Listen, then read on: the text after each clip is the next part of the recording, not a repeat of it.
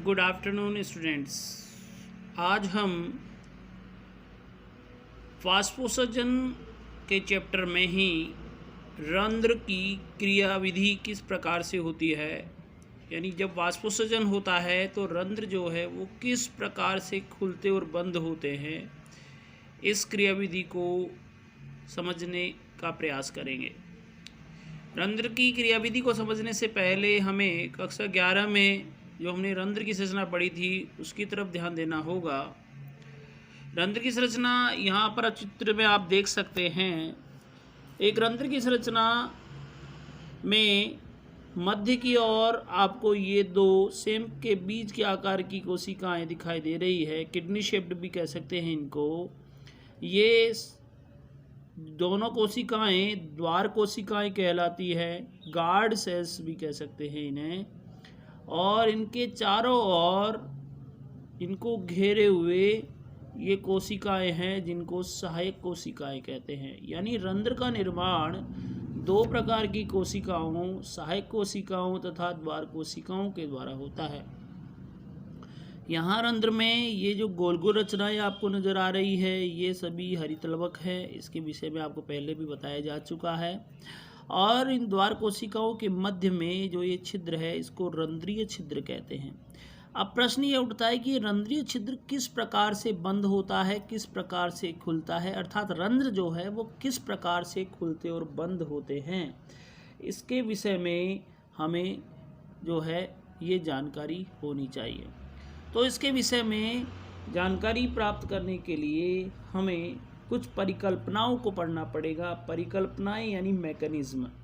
परिकल्पनाएं hypothesis भी बोल सकते हैं इसको। परिकल्पना यानी किसी वैज्ञानिक के द्वारा किस प्रकार से इस प्रक्रिया को समझाया गया।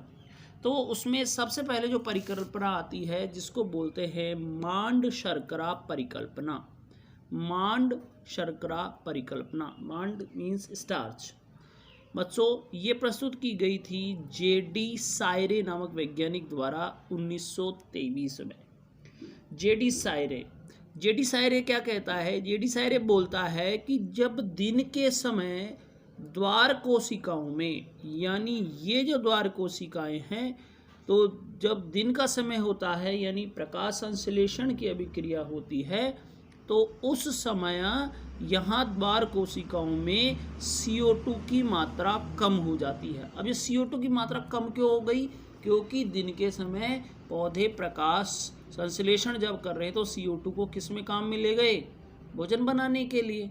तो यहाँ पर CO2 की मात्रा कम हो जाती है। जब CO2 की मात्रा कम हो जाएगी तो इसके परिणाम स्वरूप यहाँ का pH जो है वो अधिक हो जाएगा। pH अधिक हो जाना मतलब यहाँ की क्षारीयता बढ़ जाएगी। जब pH अधिक हो जाता है तो pH के अधिक होने पर,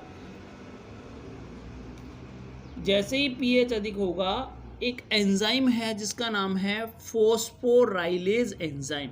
जैसे ही pH अधिक होगा, pH अधिक होने पर फॉस्फोराइलेज एंजाइम ये सक्रिय हो जाएगा और सक्रिय होकर क्रिया करेगा मांड पर या स्टार्च पर।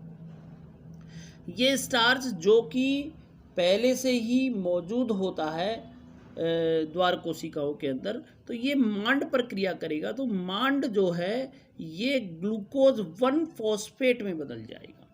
जैसे ही ग्लूकोज 1 फॉस्फेट में मांड बदलेगा, मांड का ग्लूकोज 1 फॉस्फेट में बदलते ही यहाँ का डीपीडी, कहाँ का? यहाँ द्वार कोशिकाओं का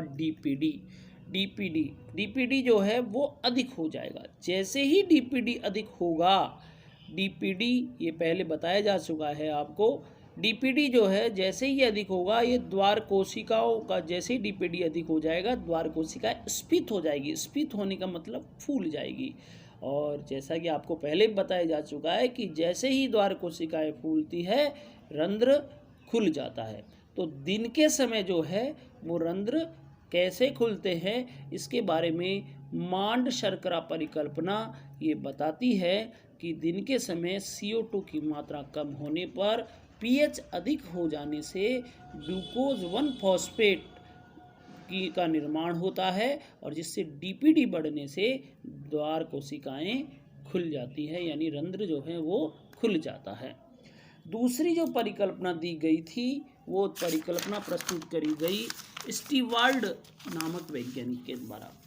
स्टीवर्ड ने सायरे की परिकल्पना को ही आगे बढ़ाते हुए बताया कि वास्तविकता में जब पीएच उच्च होता है तो ये जो ग्लूकोज 1 फॉस्फेट था ना बच्चों, यहाँ ये ग्लूकोज 1 फॉस्फेट था, ये ग्लूकोज 1 फॉस्फेट के रूप में ही नहीं रहता, अपितु ये ग्लूकोज 1 फॉस्फेट आगे और टूटता है और आगे टूटने से ये बनाता है ग्लूकोज 6 फॉस्फेट।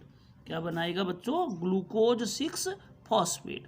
जैसे ही ग्लूकोज 6 फॉस्फेट बनेगा ये ग्लूकोज 6 फॉस्फेट फिर टूटेगा और टूटकर बनाता है ग्लूकोज। ये हम आपको जब प्रकाश संश्लेषण अभिक्रियाएं पढ़ाएंगे तब वहाँ पर ये पूरी इसकी मैकेनिज्म आएगी कि ग्लूकोज 1 फॉस्फेट फिर ग्लूकोज 6 फॉस्फेट में बदलता है, ग्लूकोज 6 फॉस्फेट ग्लूकोज में बदलता है। तो यहाँ आपको ये ध्यान रखना है कि ग्लूकोज 1 फॉस्फेट जो है ये बना नहीं रहता। स्टीवर्ड के अनुसार ये ग्लूकोज 6 फॉस्फेट में और ग्लूकोज 6 फॉस्फेट से ग्लूकोज में बदलेगा। जैसे ही ग्लूकोज में बदलेगा तो ये ग्लूकोज और ग्लूकोज 6 फॉस्फेट दोनों जो है ये ग्लूकोज 1 फॉस्फेट की तुलना में अधिक घुलनशील होते हैं। अब इनके अधिक घुलनशील होने से ये आसानी से घुल पाएंगे कोशिका रस में। जब कोशिका रस में आसानी से घुल जाएंगे तो कोशिका रस की सांद्रता क्या हो जाएगी? अधिक, क्योंकि आपको पहले बताया कंसंट्रेशन कब बढ़ेगी? जब कोई विलेय की मात्रा बढ़ जाएगी। तो ये विलेय के रूप में कौन है? ग्लूकोज है या ग्लूकोज 6 फॉस्फेट है। तो ग्लूकोज 6 फॉस्फेट जब इसमें घुलेगा तो कोशिका रस की सांद्रता अधिक हो जाएगी। जब कोशिका रस की सांद्रता अधिक होगी तो उस स्थिति में रंध्र खुल जाएगा। ये किसने कहा? स्टीवर्ड ने। ये दो पुरानी संकल्पना है, लेकिन वर्तमान में जो सबसे अधिक जिस सिद्धांत को मान्यता दी गई है वो सिद्धांत है सक्रिय पोटेशियम आयन स्थानांतरण सिद्धांत। सक्रिय पोटेशियम आयन स्थानांतरण सिद्धांत जो है ये इमामुरा और फ्यूजिनो नामक दो वैज्ञानिक थे बच्चों, जिन्होंने इसको प्रस्तुत किया था 1959 में। 1959 में प्रस्तुत किया था इसे। ये इमामुरा और फ्यूजिनो क्या कहते हैं कि दिन के, क्योंकि लगातार जब नई रिसर्च होती रहती है तो नए नए परिणाम भी आते रहते हैं, तो इस रिसर्च को मान्यता प्रदान की गई है, क्योंकि ये रिसर्च जो है ये वास्तविकता में प्रकाश संश्लेषण अभिक्रिया का जो मूल है उसे प्रदर्शित करती है और रंध्र उसी समय खुलते हैं।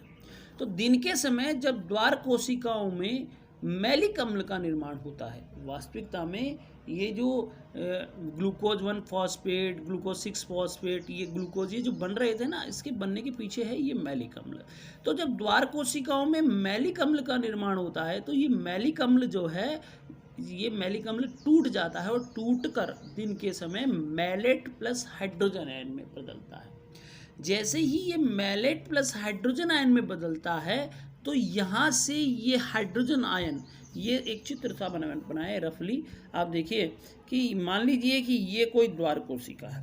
इस द्वार कोशिका में ये मैलिक अम्ल टूटा तो मैलिक अम्ल टूटने से मैलेट बना और मैलेट के साथ हाइड्रोजन आयन बने। तो ये मैलेट तो अंदर ही रहेगा द्वार कोशिका में, हाइड्रोजन आयन जो है कोशिका से बाहर आ जाएंगे।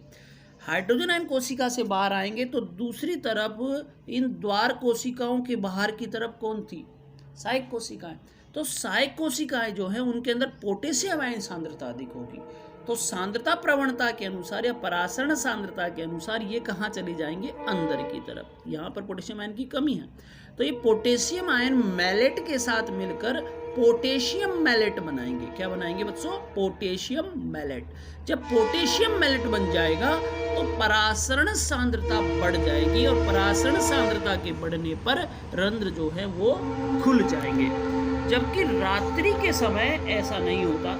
रात्रि के समय जो है वो CO2 की सांद्रता में वृद्धि हो जाती है। यहाँ पर CO2 की सांद्रता जब बढ़ जाएगी तो CO2 की सांद्रता में वृद्धि होने पर एक दूसरा अम्ल है या हार्मोन है जिसको बोलते हैं एब्सिसिक अम्ल। ये एब्सिसिक अम्ल कौन सा हार्मोन बच्चों? यहाँ लिख देता हूँ, एब्सिसिक। एब्सिसिक अम्ल, एब्सिसिक, ये एब्सिसिक अम्ल की जो सांद्रता है ये बढ़ जाएगी। तो एब्सिसिक अम्ल की जब सांद्रता बढ़ जाएगी तो एब्सिसिक अम्ल जो है ये पोटेशियम आयनों को, जो ये पोटेशियम आयन अंदर धंस गए थे ना, इनको कहाँ निकालेगा? बाहर। जब पोटेशियम आयन अंदर से बाहर आ जाएंगे तो वापस से, क्योंकि यहाँ पर हाइड्रोजन की कमी हो गई, तो ये हाइड्रोजन वापस से कहाँ चले जाएंगे? अंदर। जब ऐसा होगा तो पूर्व स्थिति आ जाएगी, यानी रंध्र क्या हो जाएंगे? बंद हो जाएंगे। तो रात्रि के समय तो जो है एब्सिसिक अम्ल सक्रिय हो जाएगा और दिन के समय ये पोटेशियम मैलेट सक्रिय हो जाएगा, जिसके कारण से रंध्र खुलेंगे और बंद होंगे। तो आज हमने वीडियो में ये देखा कि रंध्र जो है उनकी क्रियाविधि किस प्रकार से होती है, उसको समझाने के लिए जो वाद प्रस्तुत किए गए हैं या परिकल्पनाएं या हाइपोथेसिस जिसे कह सकते हैं वो प्रस्तुत की गई है, वो कौन कौन सी थी? आपको इसमें से तीनों परिकल्पनाएं याद रखनी है, लेकिन ये तीसरे नंबर की जो परिकल्पनाएं हैं ये वर्तमान में लागू है, अतः ये बहुत ही महत्वपूर्ण है। आज का वीडियो आपको बहुत पसंद आया होगा।